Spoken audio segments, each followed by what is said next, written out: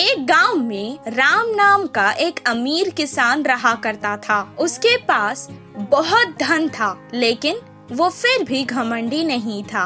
वो हर किसी की मदद करता था। उसके 2 बेटे थे। एक का नाम शिवा था और दूसरे का नाम गोपी। वो दोनों कुछ काम नहीं करते थे। बैठकर खाने से पहाड़ों का खजाना भी खत्म हो जाता है। इसी तरह वो भी धीरे धीरे गरीब होता जा रहा था। दिन ब दिन वो बूढ़ा और कमजोर होता जा रहा था। उसे उन दोनों आलसी बेटों की बहुत फिक्र रहती थी और हमेशा उसी फिक्र में चिंतित रहता था। एक दिन वो उन दोनों को एक अच्छा सबक सिखाना चाहता था।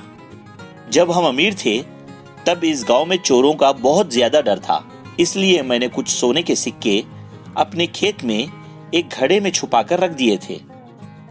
बहुत वक्त हो गया है ना, इसलिए मुझे याद नहीं आ रहा है कि वो कहाँ रखे हैं। तुम दोनों सारा खेत खोद दो और उस घड़े को बाहर निकालो।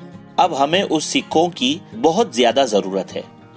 बहुत खुशी से शिवा और गोपी खेत गए और सारा खेत खोदने लगे।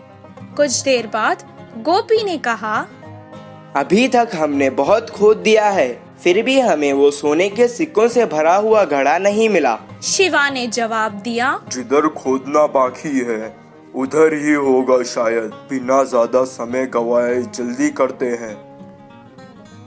बहुत मुश्किल से उन्होंने सारा खेत खोद डाला, लेकिन उन्हें वो घड़ा नहीं मिला।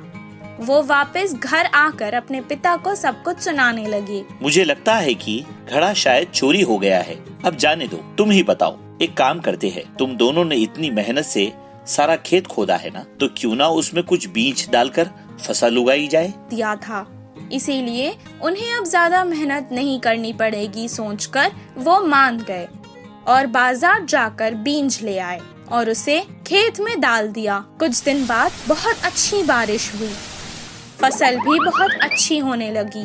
तब राम खेत आया और फसल देखकर उसे बहुत संतुष्टि मिली। उस साल खेती बहुत अच्छी हुई। उन्होंने सारी फसल काट दी और बारिशों में और बोरियों में डालकर घर ले आए। तब राम ने कहा, अपने लिए कुछ अनाज की बोरियां रख लो और बाकी के बाजार में बेच आओ। जैसा उनके पिता ने कहा, शिवा और गोपी ने बिल्कुल वैसा ही किया। सारी फसल बेचकर उसके पैसे अपने पिता को लाकर दे दिए।